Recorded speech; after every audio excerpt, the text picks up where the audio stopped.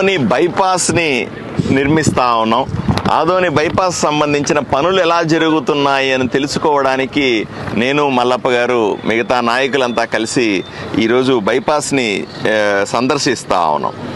ఈ ప్రాజెక్టు సుమారుగా 7.3 కిలోమీటర్లు, అంటే ఆదోని టౌన్లోకి వెహికల్స్ రాకుండా బయట నుంచి వెళ్ళిపోయి ఎమిగనూరు వైపున వెళ్ళడానికి ఏర్పాటు చేసింది. 7 కిలోమీటర్ల 303 మీటర్లు ఇది. దీని ప్రాజెక్టు కాస్టు 242 కోట్ల రూపాయలు. దీంట్లో సివిల్ అంటే రోడ్లు వేయడానికి 98 కోట్ల రూపాయలు ఖర్చు పెడతా ఉన్నాం. ఈ రోడ్డు వేసే సందర్భంలో ప్రైవేట్ ల్యాండ్స్ చాలా వస్తున్నాయి. ఆ ల్యాండ్స్ను కొనుక్కోవడానికి సుమారుగా 125.5 కోట్ల రూపాయలని మనము ఖర్చు పెడతా ఉన్నాం. మనకందరికీ తెలుసు, నేను ఎలక్షన్లకు వచ్చే సమయానికి, నేను ఎమ్మెల్యేగా క్యాండిడేట్గా ఇక్కడ వచ్చే సమయానికి అందరూ కూడా ఒకటే మాట చెప్పేవాళ్ళు, బైపాస్ పూర్తి చేయండి సార్, బైపాస్ పూర్తి చేయండి సార్, మీకు మంచి పేరు ఉంటుంది. లేకపోతే అంటే అది నేను ఎన్నికల హామీగా కూడా చేస్తున్నాను. కూటమి వైపు నుంచి తెలుగుదేశం, జనసేన, భారతీయ జనతా పార్టీ ప్రచారం చేస్తున్నప్పుడు మేము స్పష్టమైన హామీ ఇచ్చాం. నేను ఎమ్మెల్యే అయిన వెంటనే మీకు బైపాస్ని వీలైన తొందరగా పూర్తి చేస్తామనే హామీ కూడా ఇచ్చినాం. దాన్ని దృష్టిలో పెట్టుకుని నేను వచ్చేసరికి ఇన్ని చాలా కోర్టు కేసులు, గొడవలు, వాట్సాప్ గ్రూపులు, ఎంతోమంది దీన్ని అడ్డం పడుతూ ఇది అసలు వద్దే వద్దు మనకు అనే పద్ధతిలో ఇబ్బంది ఉండేది పరిస్థితి. నాకు కూడా రోజు రిప్రజెంటేషన్లు వచ్చేవి, ఆ గ్రూప్ ఈ గ్రూప్ అని చెప్పేవాళ్ళు. ఇది చాలా ప్రమాదకం, దీంట్లో చాలా దుర్మార్గాలు జరిగాం. 100% ఇంతకు ముందు వైఎస్ఆర్సీపీ ప్రభుత్వంలో దీంట్లో ఈ బైపాస్ను అక్వైర్ చేయడం, ల్యాండ్ అక్వైర్ చేయడంలో కానీ, అంటే ఆ పొలాలను తీసుకునే విషయంలో కానీ, ఇక్కడ ఉన్నటువంటి పొలాలను ఆక్రమించుకునే విషయంలో కానీ, దీన్ని అక్రమంగా మలచడంలో, వీటన్నింటిలో కూడా అక్రమాలు జరిగిన మాట వాస్తవమే.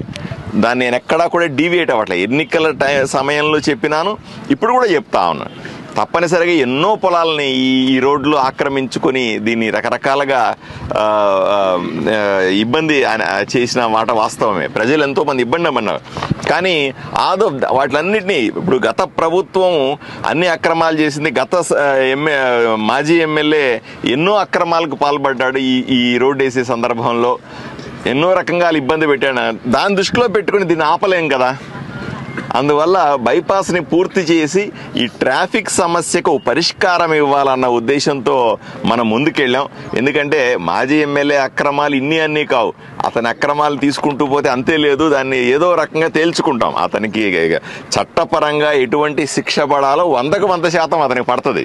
కానీ దాన్ని దృష్టిలో పెట్టుకొని అతను చేసి ఈ రోడ్డు ఏర్పాటు చేయడంలో, దీని డిజైన్లో, లేదా ఇక్కడ ల్యాండ్ని తీసుకోవడంలో చేసిన అక్రమాల దృష్టిలో పెట్టుకుని ఈ రోడ్డుని, ఇది కేంద్ర ప్రభుత్వం సంబంధించిన ప్రాజెక్ట్, నేషనల్ హైవేలకు సంబంధించిన 241 కోట్లు నరేంద్ర మోడీ డబ్బులు తీసుకొచ్చి ఖర్చు పెట్టి చేస్తా ఉన్నాం. దీన్ని ఇబ్బంది పెట్టడం కూడా నాకు ఇష్టం లేదు. అందువల్ల రోడ్డు మీద ఫోకస్ పెట్టాం. సుమారుగా 70% పనులు ఇప్పటికే పూర్తయినాయి. అంటే ఈ మనకున్నటువంటి 5.2 కిలోమీటర్ల మేర రోడ్డు ఇప్పటికే పూర్తయింది. ఇంకొక 30% పనులు మాత్రమే మిగిలి ఉన్నాయి. దీని ల్యాండ్ తీసుకున్న సందర్భంలో కూడా సుమారుగా 79.4 ఎకరాలు, ఎన్ని ఎకరాలని మొత్తం ప్రైవేట్ గవర్నమెంట్ ల్యాండ్ కలిపి ప్రొక్యూర్ చేస్తే దాంట్లో ప్రైవేట్ ల్యాండ్ 54.8 ఎకరాలు ప్రైవేటు వ్యక్తుల దగ్గర నుంచి తీసాం. దానికి సుమారుగా 127 కోట్లు ఖర్చు పెట్టాం. అలాగే ప్రభుత్వ భూమి కూడా దీంట్లో ఉంది. ప్రభుత్వ భూమిని కూడా సుమారు 24.6 ఎకరాలు ప్రభుత్వ భూమి కూడా దీన్ని ప్రొక్యూర్ చేసి ఏదో విధంగా దీన్ని పూర్తి చేసే ప్రయత్నం చేస్తా ఉన్నాం. నాకు నమ్మకం ఉంది. ఇక్కడ కాంట్రాక్టర్ కూడా చంద్రశేఖర్ గారు ఉన్నారు. రండి చంద్రశేఖర్ గారు కూడా పాప రాత్రి నేను ఎమ్మెల్యే అయిన వెంటనే స్పందించినాడు. అంటే అప్పటికి ఎన్నో ఇబ్బందులు ఉన్నప్పటికీ, అంటే 3 సంవత్సరాల ముందే ఈ ప్రాజెక్ట్ అయినప్పటికీ కూడా రకరకాల కారణాల తర్వాత పని ఆగిపోతే ఈ కాంట్రాక్టర్ ఇబ్బంది పడతా ఉన్నాడు. నేను పని చేయకపోతే ఎట్లా సార్, ఆగిపోయింది, ఈ డబ్బులన్నీ ఎలా అవుతాయి అని అన్న సందర్భంలో అతను ధైర్యం చెప్పి ఇతను కూడా మీరు పని చేయండి, డబ్బులు తీసుకొచ్చి ఇచ్చే బాధ్యత నాది, ప్రభుత్వాన్ని ఒప్పించే బాధ్యత నాది అని నేను అన్ని భుజం మీద వేసుకొని అన్ని నా మీదే బాధ్యత తీసుకొని చేయడం వల్ల పని సకాలంలో ముగించడానికి సాధ్యమైంది. ఆయన కూడా చాలా స్పీడ్గా పనులు చేస్తాను. అక్కడ ఓవర్ బ్రిడ్జ్ కూడా ఒకటి ఉంది. ఓవర్ బ్రిడ్జ్ డబ్బులు వస్తాయా లేదా అని ఇప్పుడు కూడా అడుగుతున్నాడు పక్కకి తీసుకెళ్ళి. అదే ఏం కంగారు పడాల్సిన అవసరం లేదు. ఎక్కడ అవసరం ఉంటే నేను ఫోన్ చేసి నిధులు ఏర్పాటు చేసే పని నేను చూసుకుంటాను. అవసరమైతే వ్యక్తిగతంగా మంత్రుల దగ్గరికి వెళ్తాను. అవసరమైతే వ్యక్తిగతంగా పై అధికారుల దగ్గరికి వెళ్ళి ఆదోని కోసం డబ్బులు తీసుకొని వచ్చి ఇచ్చే బాధ్యత నేను తీసుకుంటానని చెప్పడంతో నాకు చాలా సంతోషంగా నేను ప్రత్యేకంగా ధన్యవాదాలు తెలుపుతా ఉన్నాను. ఎందుకంటే సమయానికి డబ్బులు పెట్టి చేసేవాళ్ళు కూడా కావాలి కదా.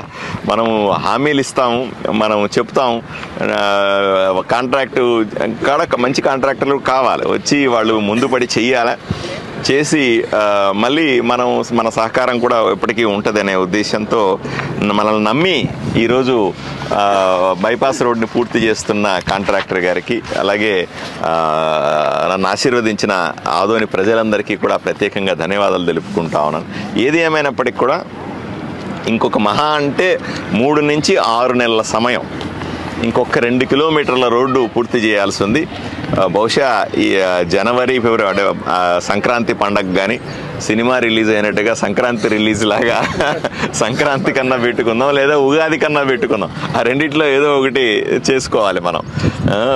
అంటే ఇది నిజంగానే ఆదోనికి పండగ.